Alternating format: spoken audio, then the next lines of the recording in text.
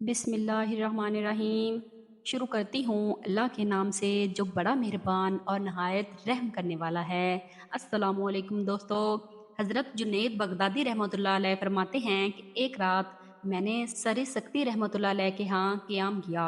जब रात का कुछ हिस्सा गुजर गया तो आप रहमतुल्लाह अलैह ने फरमाया, ए जुनैद बगदादी रहमतुल्लाह अलैह, क्या तुम सो गए?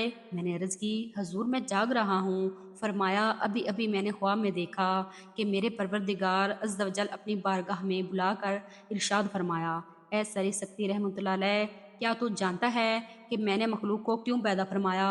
मैंने अर्ज़ की, ए मेरे खालक अज़्ज़ व जल, मुझे नहीं मालूम। अल्लाह सुब्हाना ताला ने इरशाद फरमाया, मैंने मखलूक को पैदा किया तो सब ने मुझसे मोहब्बत का दावा किया। फिर मैंने दुनिया को पैदा किया तो 10,000 में से 9,000 मेरी मोहब्बत से गाफिल होकर दुनिया की मोहब्बत में खो गए। फिर मैंने जन्नत को पैदा फरमाया तो 1,000 में से 900 मेरी मोहब्बत से गाफिल होकर जन्नत में खो गए। मैंने उन पर कुछ आलाम मसाइब नाजिल किए तो उन मुसीबतों की वजह से 100 में से 90 मेरी याद से गाफिल हो गए। बकिया 10 बचे। मैंने उनसे कहा, ना तो तुमने दुनिया का इरादा किया, ना जन्नत की रोबत की, और ना ही मुसीबतों की वजह से भागे। बताओ तुम क्या चाहते हो?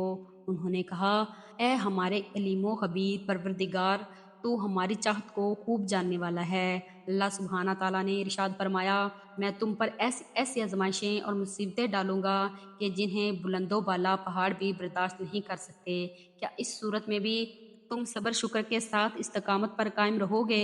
अर्ज़ की, ए परवरदिगार, तू जानता है कि अब तक तूने हम पर जितनी मुसीबतें नाजिल की, हम उन सब पर राज़ी रहे और आइंदा भी हर हाल में तुझसे राज़ी रहेंगे।